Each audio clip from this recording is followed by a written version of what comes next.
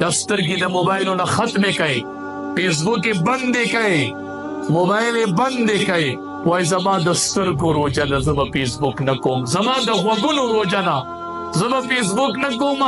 زه به ټوله میاشت قرآن لولم. قرآن حافظانو، قراو، تاسو خو یې مړه د شپې او د ورځې لولئ، د شپې او د ورځې لولئ.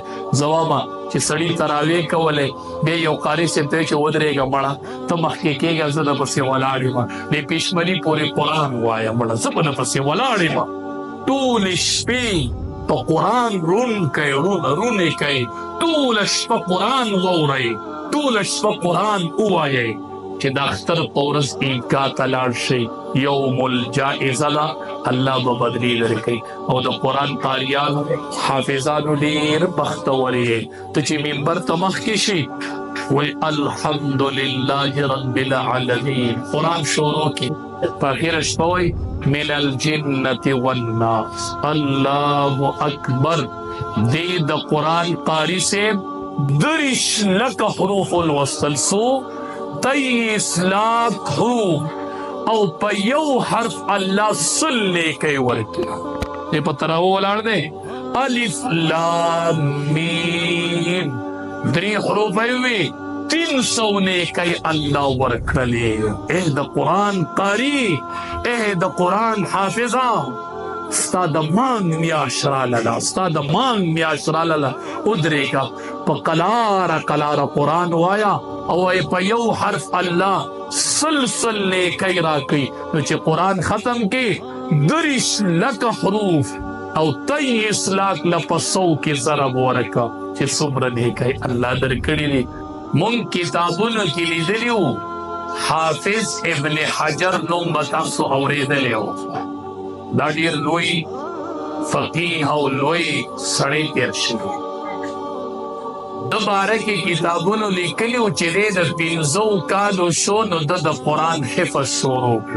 15 کالو عمر چې کله د 9 کالو شو نو دی د قرآن حافظ. 9 کاله عمر کې د قرآن یاد کړی و. حافظ ابن حجر رحمت الله علیه 9 کالو عمر کې دی د قرآن حافظ و. مونږ به کتابونو کې لیدل، کتابونو کې لوستل چې 9 کاله عمر کې د قرآن حافظ. د ډېرو خلکو ذهن بم ناغستل چې 9 کاله کې به 9 کالو په عمر کې به څنګه قرآن حافظي. 2 ورځې مخکې زمونږ بونیر کې، په بونیر کې بیا په شیرګړ کې، یو د مردان شیرګړ دی، یو د بونیر شیرګړ دی. د بونیر شیرګړ کې یو مدرسه وه، د بناتو مدرسه ده، د بونیر په شیرګړ کې. زه ورته یو 2 ورځې مخکې لاړم، هغې کې ماشومانو قرآن یاد کړی، جینکو ماشومان. یو ماشوم یې ماله راوستله، ما وله 1000 روپۍ ورکړلې، وی دا د قرآن حافظه ده. تپوس مې وکړو مې عمر یې څومره کاله دی؟ وی 9 کاله عمر یې دی. مې الله اکبر. مونږ کتابونو کې حافظ ابن حجر رحمت الله علیه باره کې اورېدلي وو چې د 9 کالو په عمر کې قرآن یاد کړی و. نن ستا په ملک او ستا په علاقه کې دې ادارې تاله د 9 کالو په عمر کې د قرآن حافظه درکړه. الحمدلله. کردار ته څه ته وایي؟ ته د مدارسو کردار څنګه غواړې؟ 9 کاله عمر کې د قرآن حافظه تا ته نن مدرسو درکړله. دا د مدارسو کردار. بل داسې بچی مې هم درکړه، داسې بچی مې هم پلار ته حواله کړو، داسې بچي دې مدرسو پلارانو ته حواله. زه مدرسې ته لاړم، بله ورځ ختمونو له تللی وم، بل ځای مې تقریر وکړو، مدرسې ته رالم. هلته چې مې ولیدل د قرآن حافظ یې راله راوست، وی د قرآن هم ختم کو، یاد یې کو، او په یوه ورځ کې ټول قرآن کریم خپل استاذ ته دوباره واوره. په یوه ورځ کې قرآن ختمول. قرآن کریم کې 23 لاک حروف دي، 30 لکه حروف. پلارا دسی حافظ میں درکو چې په یوه ورځ کې د ژبې نه 23 لاکھ حروف تیر کړل پلاره. ته نو څه غواړې؟ ته کردار څه ته وایي؟ ته د علماو نه ګیله څه ته وایي؟ ته د مدارسو نه ګیله څه ته وایي؟ داسې ګلالي بچي مې درته حواله کړل. دا په دې مدرسو کې تیاریږي. دا د قرآن حافظان دې مدرسو تاسو ته حواله کړل او د قرآن حافظان بچي درله درکړل.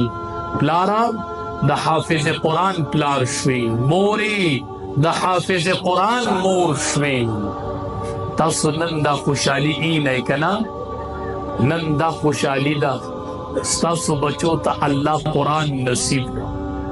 تاسو به دنیا کې ډېرې خوشحالۍ لیدلې وي، ډېرې خوشحالۍ به م لیدي، خو د دې برابر به نه وي. ښه دا داسې خوشحالي ده چې دا شورو دلته شوه او ختمیږي به کوم ځای.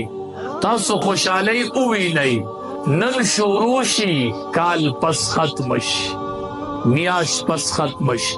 پلاره دا یوه خوشحالي دې نن د بچي ولیدله، ای د دې ولیدله. او دویمه خوشحالي چې دا، دویمه دستربندي چې دا، هغه به په میدان محشر کې انشاءالله. دا خو د دې ځای خوشحالي خو نه ده یوازې پلاره. زه ټولې خوشحالۍ منم، خو د قرآن د خوشحالۍ برابر یې نه منم. د دنیا خوشحالۍ نه، دا دنیا کې خوشحالي ده، بیا په میدان محشر کې خوشحالي. تاسو به لیدي کتلې خبره چې د چا بچې افسر شي یا وزیر شي یا MP شي یا د کلي چرمین شي، پلار یې څومره خوشحالي وایي دا د پلانکي زوی دی. پلار یې په جامو کې نه ځي او دا زما زوی. او د کلي خلک راځي پلار ته وایي مبارک شه. پلاره دا ټولې مبارکۍ منم، دا تا سره منم، تاله مبارکي در کوم. دا دنیاوي عزت دی پلاره، دنیا کې عزت لوی څیز دی. خو پلاره وام چې داسې عزت په آخرت کې هم پکار دی. حدیث مبارک کې راځي چې کله حافظ قرآن جنت ته لاړ شي، دی به وایي این والدیا، زما هغه مور او پلار کوم ځای چې حافظ قرآن جنت ته لاړ شي. دله خو به الله په یو آیات د جنت یوه مرتبه ورکړي، نو ده خو به ډېر مرتبه به وي او ډېر یو اوچت شان به وي. نو دی به وایي چې زما هغه مور او پلار څه شو؟ ملائک به ورته وایي چې جنت ته راغلي دي خو دلته نه دي. دا د حاملینو د قرآن ځای، دا د جنت سرداران ناست. هلته به عام سړی نه وي، تش سرداران وي.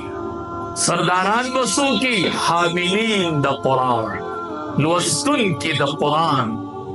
دا به هلته سرداران دي، سرداران.